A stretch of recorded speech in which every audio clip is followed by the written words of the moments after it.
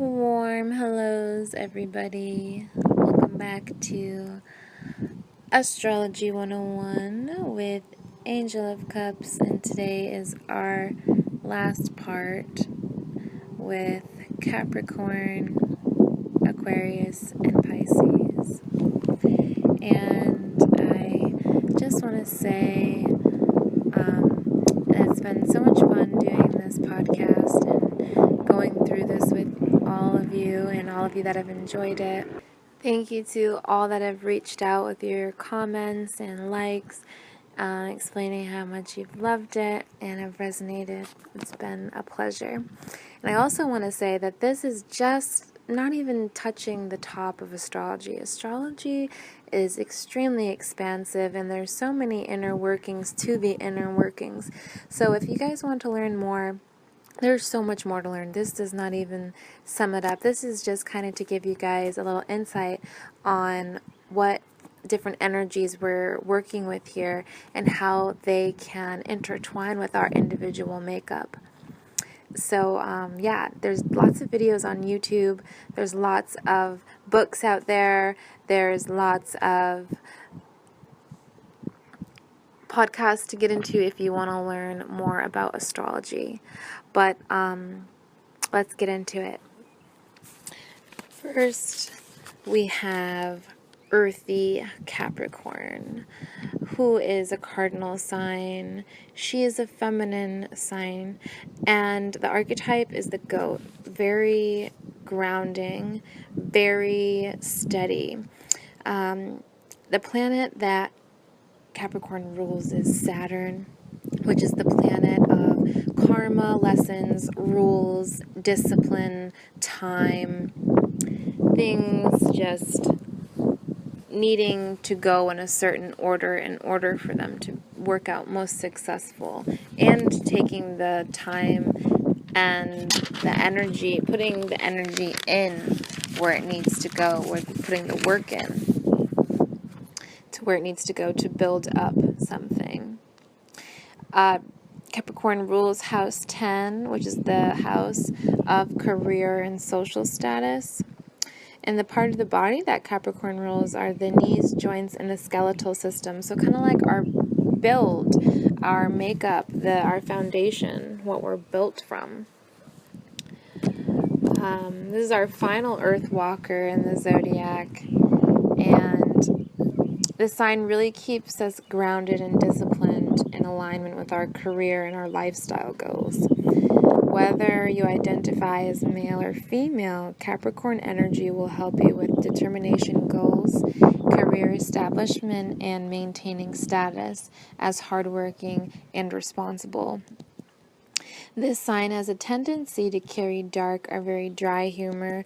A lot of people say that Capricorn can just be so pessimistic and very sinister with just these dark thoughts at times, and that's just their nature. Once you learn to appreciate it in certain times, you learn to love it in certain times. Like I said before, every sign has their thing, and it's a balancing of that thing. So we take the good things with the bad, or the not so good, rather.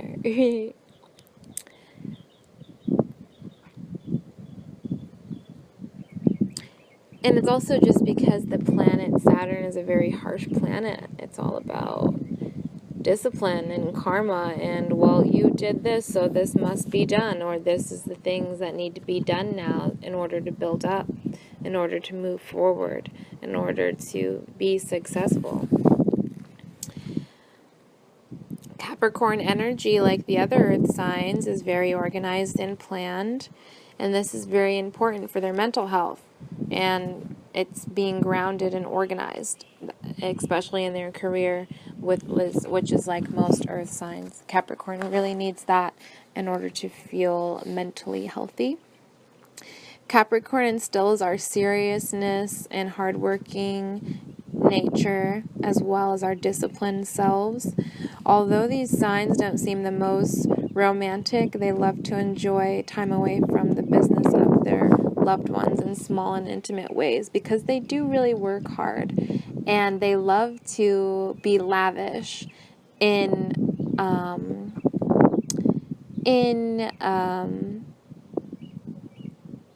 a responsible manner, and they're very frugal, so I find them to not be lavish as often, but when they do, it's nice. Again, they know how to appreciate themselves because they are hard workers. It's a hard-working energy. I worked for this, so I am rewarded with this. I put in the work and energy for this, so this is what is going to come out of it. Capricorns make very effective leaders just because they're so grounded, and they, like other earth signs, very good managers, just good at organizing people in a large fashion and maintaining them. And most enjoy this role because they know it's their nature. And they understand time better than most signs because Saturn rules time. And it helps them monetize their time and always know how to not waste a moment.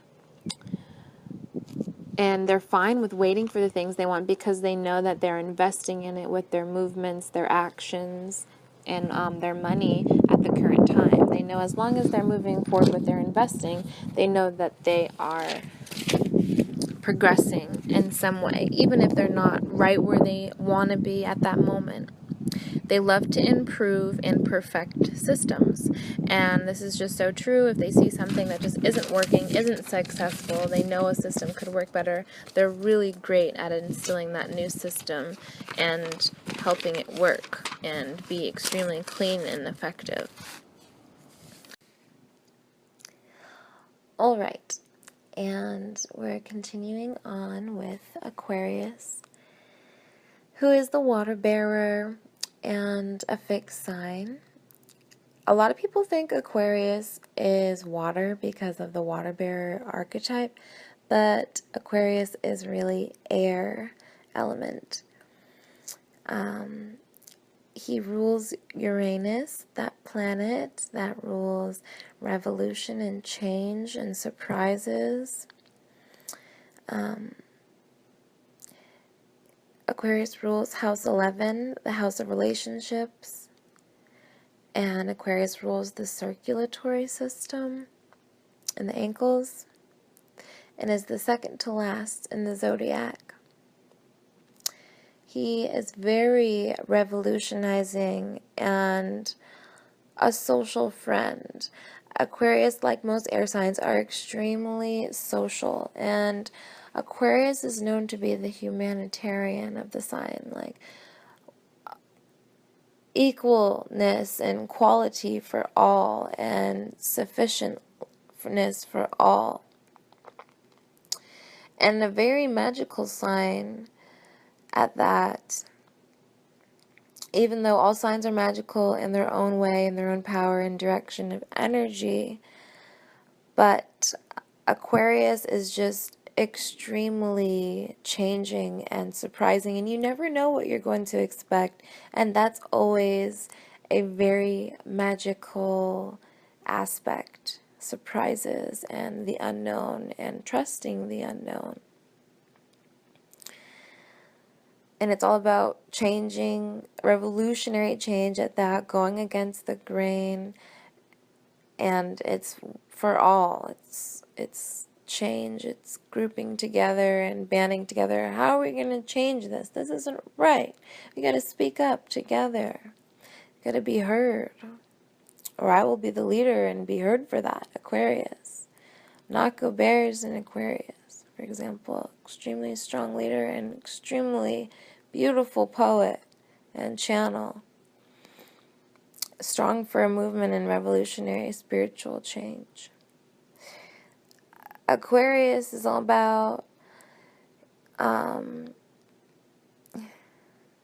this definitely, and this energy is definitely out there, for it rules technology, it rules the internet, it rules change like that, like radio and telepathic signals. It's funny, my mother was adopted, and I was just recently spending time with one of the adopted parent adoptive parents, and he's an Aquarius, and he was explaining to me radio signals and how a radio station and a satellite station work, and the bands and the tuning of it. It was very interesting.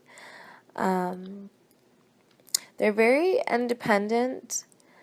They will not allow anything to interfere unless they allow it, of course, but they're very good at maintaining their own, because a lot of them have a certain goal that they really dedicate most of themselves to.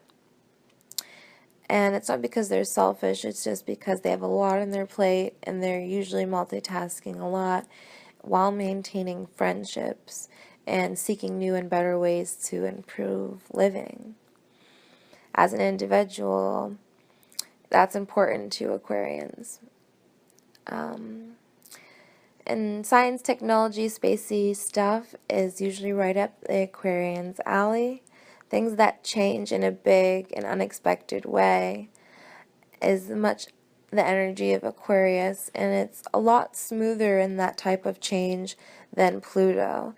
And it tries to be peaceful. Aquarius tries to be equal and peaceful. How can we sit and talk about this openly and get everyone's point across so that everyone feels heard and everyone feels like they are getting heard, or they're getting their concerns brought up and acknowledged.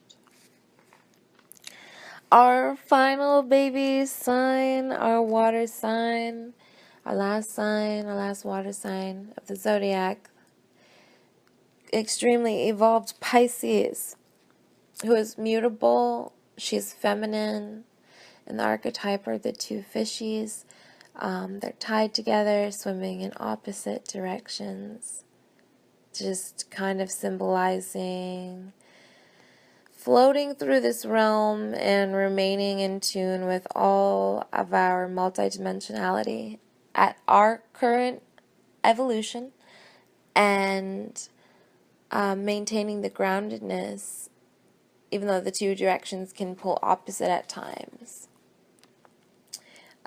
Pisces rules Neptune, the planet of fantasy and illusion, creativeness, super watery planet, dreams, symbolism. Pisces rules house 12, which is the house of self-undoing and spiritual transcendence. Very spiritually spirity sign. Just talking about it gives me the woozies. Pisces moon over here. Pisces rules the feet. Our final watermelon. Our final water element is mysterious and intuitive Pisces, ruled by dreamy Neptune. The sign knows flow a little too well. As Pisces literally just knows life as an ocean and flows with the emotions, and that's why a lot of Pisces can just be so, and it's great because Pisces teaches us to be open with our emotions and flow and go, and some people cannot stand that energy, and of course I'm a water sign, I'm water all over here. I love it. It helps us be open and flow with emotions, because emotions are a big thing here on earth, and flowing through them is good, and maintaining them is great. And keeping that flow constant is good, and not getting stuck on them, maybe like a Capricorn energy might, or more earth signy energy might. This sign carries deep spiritual wisdom, for it takes a little something from each sign, as it's the 12th and the last one. It's kind of learned, it's went through all these ages and these things, so it's very skillfully developed. It's the last one, you know? The dream world is a realm of symbols, archetypes, and messages, and Pisces is expert at understanding and interpreting dream language. Very spiritually in tune, like I said, understands the subconscious world very well. Our dream world is our subconscious world symbolism. Everything may not seem exactly how it truly is or how it may not be, but Pisces is really good at discerning between the lines with symbolism. Pisces carries extreme psychic abilities, extreme ESP, because they're so emotionally in tune, they're so extrasensory. A lot of water signs, and not just water signs, but a lot of people who are empath know that feeling of being hypersensitive. And it goes beyond just being hypersensitive, you know. They just feel everything around them on an energetic level. They reflect their environment and their mental and emotional actions. Extremely affected by environment, like other water signs. Creativity and environment is extremely important to the well-being. The sign is also all about healing in some way, shape, or form. They love to create it, whether it's cooking, art, tarot, etc. It's just Pisces love to be creative in some way, shape, or form. They love colors and having fun, movement of energy. They know very well. Unless they're acting in the shadow side and self-medicating a lot, because Pisces is also the sign of reaching outside of ourselves to gain comfort. So it's understanding that, hey, I have a vessel and I can grab something outside of me, like a beer or a drug or a supplement, something to help me medicate and feel better. It's all about balance. But Pisces is so extrasensory and extra perceptive, but also can tend to be very addictive and very depressed and very self-conscious, and not confident if their environment does not reflect health and wellness for the individual. And if they're not being creative, if they have a lot of channels that are blocked, Pisces can also take on those traits in the shadow element. And that's when they become unbalanced, or not healthily expressed. And I would say they're the most emotional sign. So a lot of Pisces in your chart is going to cause you to be really in tune with your emotions, and also really in tune with your spirit and soul and spirituality. Neptune is the planet of, again, illusions, fantasy, mysticism, spiritual truth, work, energy, and etc. And that is it for Pisces. I'm so sorry about the late podcast. A lot has been going on for a lot of you that are into astrology. You know, we've had these crazy, beautiful aspects going on. A lot of earthing, a lot of grounding, a lot of change. Happy Uranus transit. This is huge. It's still lingering. It's going to be lingering for a while as a planet that changes every 7 years. That's huge, which it's felt deeply in our makeup. So I just want to wish you guys a lot of love and healing at this time, because I know it is necessary for all of us.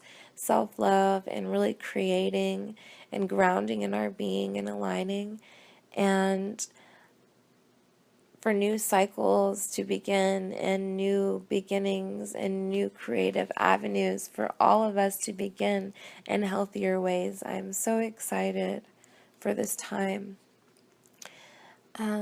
Thank you guys for tuning in again. I'm so happy that this series is now completed.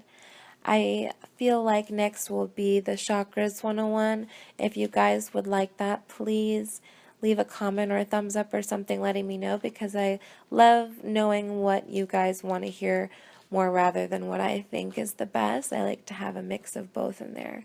But that is what I'm feeling would be next. If you want to understand more about what chakras or energy systems are in your body and how they work, please leave a comment or a thumbs up below. Again, happy transit, happy May, happy new moon, happy Taurus season, and happy Gemini season coming up. Much, much love to you guys. Until next time.